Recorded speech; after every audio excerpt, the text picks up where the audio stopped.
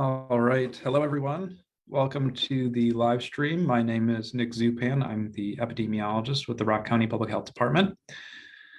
So before we get started with the content for today, just wanted to remind everyone that we're streaming live and we're going to be going through some information and data related to vaccination and the across the pandemic.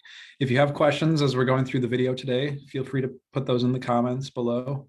We'll try to answer any questions that come up live on the stream today. And if there are questions after the fact, we will try to respond to those as we get them.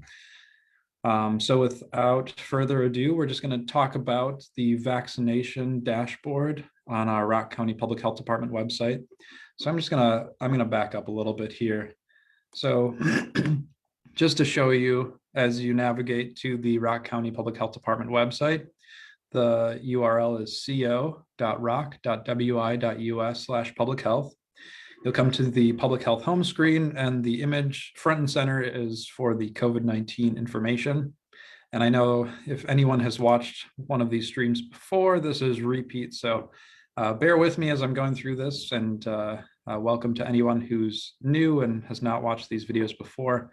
So as you click on that COVID-19 graphic, you'll come to a coronavirus disease 2019 landing page. We have information about mask guidance. There's also our most popular links here and lots of information on our website. The portion that I'm navigating to today is the data section. So you'll click on the text that says click here.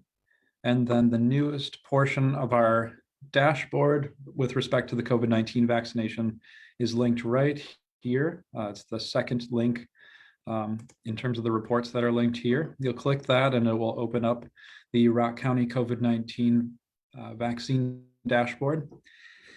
And this will likely change in the near future with the 5 to 11-year-old eligibility being kind of approved by the CDC, and that beginning to roll out here, hopefully in the next day or two, in terms of vaccinators providing the vaccine to those children. We're still waiting on the clinical guidelines from the state of Wisconsin, but it's right around the corner, so we want to include that information as well. So a few of the things that will be changing, and I want to just talk through these real briefly, is this first graph will be slightly different. So right now we measure the number of people who have received their first dose of the vaccine or those who have completed the vaccine series. And we measure that out of 137,000. This is an approximation of the number of people who are currently eligible. But right now at this time, it doesn't include the number of 5 to 11-year-olds in Rock County. So we'll be changing that denominator. So you'll see this number will increase to account for the 5 to 11-year-old population who will be eligible to receive that vaccine. The same thing is true for this graph in the top middle. This graph is slightly different, where we're looking at people who have gotten at least one dose of the vaccine. So whether it's the Johnson & Johnson, Moderna, or Pfizer vaccine, we count those in at least one dose. And we also have a group of people who are listed as currently ineligible to receive the vaccine. That number as well will be changing, so that will shrink. It will be lower than 26,000. So you can look for those updates, hopefully starting next week. And then additionally, we have a graphic here on the top right-hand portion of your screen that shows the number of vaccines that have been received based on individuals' age groups. So the lowest right now is our 12 to 17-year-olds. So we'll add another bar on this graph that will show the 5 to 11-year-old age group. So just so we can kind of keep track of our progress and things like that, and how many kids are getting vaccinated in this age group.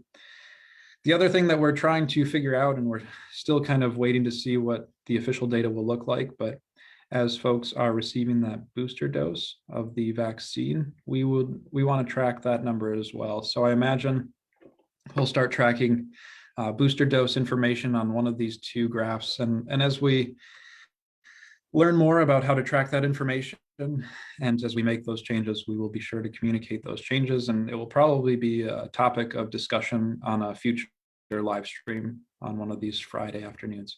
So those are kind of some of the changes on the horizon. And then I wanted to talk through other changes that we have implemented as of yesterday. And we talked about this a couple weeks ago, but now this is official data that is captured in the vaccine dashboard, and this is publicly available, and we'll be updating this information on a monthly basis. So the first new piece of data that we're sharing, and you're seeing this on your screen now, is the basically what I'm calling the effectiveness data for the COVID-19 vaccine. You can see on this page the case rates, the hospitalization rates, and the death rates over the past 3 months among people who are fully vaccinated compared to people who are completely unvaccinated. So what we did is we took a look at everyone who was fully vaccinated in this time frame of August 1st through October 31st. So looking back at the past 3 months and how many fully vaccinated individuals in that time frame got sick with COVID-19, how many of those individuals needed to be hospitalized due to COVID-19 infection, and how many of those individuals died due to COVID-19 infection. And then we also looked at the number of people in the group of completely unvaccinated in that 3-month window. Really, the idea is to compare the effectiveness of the vaccine and the outcomes of people who are fully vaccinated compared to those who are completely unvaccinated. And as I shared a couple weeks ago, the data is pretty clear that people who are fully vaccinated are less likely to contract COVID-19. And we do standardize these rates per 100,000 fully vaccinated individuals and per 100,000 unvaccinated individuals. And the reason we do that is to allow us to make the comparisons between the two groups. Whenever we're trying to make a comparison, whether it's based on vaccination status or across counties or by municipalities, we want to make sure that we're standardizing our numbers so that we can make those comparisons between populations. When populations are of different sizes, it's hard to say what's happening, in Janesville, for example, is comparable to what's happening in Clinton because the population sizes are vastly different. So we need to look at the kind of the number of cases or kind of whatever health topic that we're looking at. We want to make sure we're looking at that per 100,000 people or per 10,000 people so that we can make a standard comparison between two groups. So that's why you'll see on this page that we've converted the case rates, the hospitalization rates, and the death rates into per 100,000 people. So the data is fairly clear that we're seeing a much lower rate of case activity, hospitalization, and death in those populations who are completely and fully vaccinated compared to those who are unvaccinated with respect to COVID-19.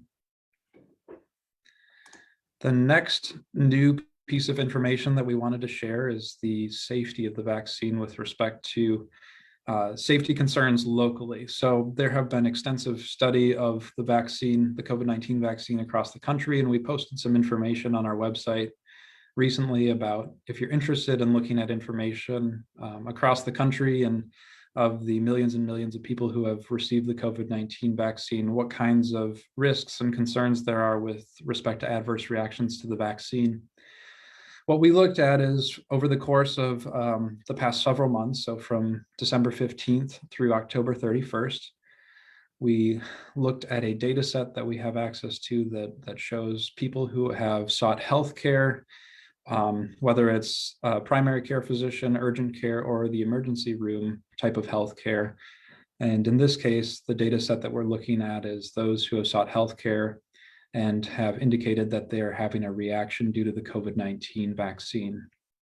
So of the 93,000 and more at this point, people who have received at least one dose of the COVID-19 vaccine, we've seen 74 instances of people needing to seek medical treatment for reactions to the COVID-19 vaccine.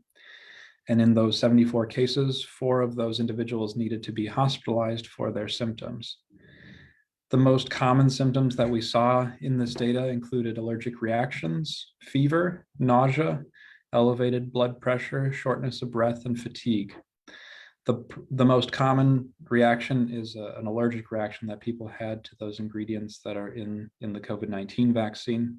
This is always a concern with vaccine, that some people may have an allergic reaction. So that's why people are monitored after they receive the vaccine, and the different types of ingredients that they use in the vaccine sometimes do cause an allergic reaction in certain recipients. Thankfully, it's been a very, very limited number of people who have had reactions to the COVID-19 vaccine in terms of those who have sought healthcare from those reactions. So lots of people have experienced fatigue, mild fever, have been kind of wiped out after getting the COVID-19 vaccine. And this is a sign that the vaccine has activated that individual's immune system, which is an indication that the vaccine is working and is training the body to recognize the COVID-19 virus. So when we look at, overall, comparing the number of people who have had serious enough reactions to seek healthcare, it's a very, very, very small percentage of those who have received at least one dose. There is data available nationally as well to show kind of the percentage of people who have had adverse reactions, and our trends are very consistent. But I think this data provides a little bit more of a snapshot of what's happening here locally, where people can see, with respect to those Rock County residents who have been vaccinated, how many have had kind of some stronger reactions to the vaccine. So as I mentioned, what we'll be doing is we'll be updating this on a monthly basis. And so this data in particular will just be kind of a rolling total, where next month we'll look at how many more people have sought medical care due to reactions from the COVID-19 vaccine. It will be important as the vaccine rolls out to additional people in Rock County, and people are getting booster shots as well, that we're monitoring these numbers and making sure that we're not seeing any kind of trends in the wrong direction with respect to people who are having adverse reactions to the vaccine. And this, again, is readily available on our website. And I showed you the link. The last page in the dashboard, this isn't new, but just want to make sure we cover this. This is the trend of the number of doses that have been administered over the course of time. So we're looking at the number of doses administered on a week-by-week basis. As you look at this information, you can hover your mouse over the legend and it will highlight these. You can actually click items in the legend if you only want to see, the number of people who have gotten the first dose, or the number of first doses that have been administered among Rock County residents. And if you want to take a look at just the number of second doses, you can see those trends over time. Again, this isn't something that is new, but it's really just an additional piece of data that we're trying to highlight, kind of how many people were vaccinated earlier in the year, and things have tapered off a little bit. But we want to make sure we're monitoring these trends and identify any concerns in terms of limited vaccination coverage, and if there are opportunities to continue providing vaccine access in the community. So the only other thing that I wanted to share today on the stream, we have our website for Rock County. It's the rockcountyshot.com. And this is not associated with the health department, but this is a great resource for community members to use if you're looking for information about the vaccine. There's information about the safety and also information about where you can get vaccinated. So you click on where do I go? If you have a healthcare provider here in Rock County, you can use the website and figure out the contact information to get connected to your healthcare provider. There are a number of community-based clinics that are happening right now. And I just want to show the Rock County Community Vaccine Clinic in Janesville. So this is a clinic that is ongoing.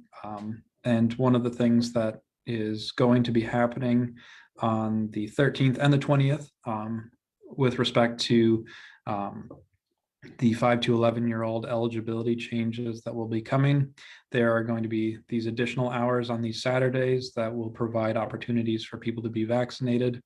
If you want to get registered for these clinics, you can go to vaccinate.wi.gov. and that will allow you to make the appointment. And the location is at the former Job Center, which is located at 1900 Center Avenue in Janesville. So that's the former Job Center. So if you are interested in getting your child vaccinated, you can set up an appointment at vaccinate.wi.gov.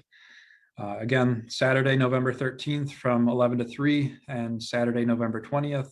These are these additional hours. It looks like there's a couple other clinics in early December as well that they have been added to the docket so that people have access to the clinic there. And make sure you schedule your appointments so that you can get in and get out in a timely fashion. That just helps with preparation and things like that. Right now, let's see.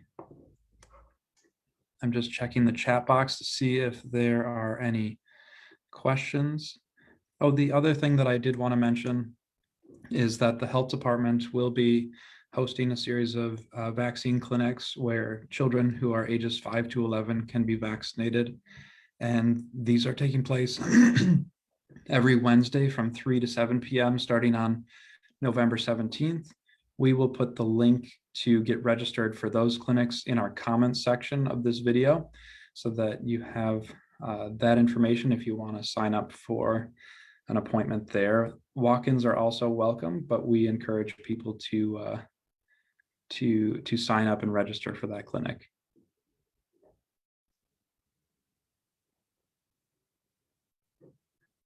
So I'm just checking to see if there are questions. There was one question that came in. So let's see. So the question is asking about when people have received their second shot in the 2-dose series, but there's a window of time. So it's between 1 and 14 days after that second shot when people are still not considered fully vaccinated. So what we would say is people at that point are not fully vaccinated until they've reached 14 days after their last shot. And the data that I had showed here does account for that. So when we look at our rates and the differences, people who are fully vaccinated are those who have had 14 days pass since their second dose of the 2-dose series, the vaccine, or 14 days after the 1 dose if they received the Johnson & Johnson vaccine.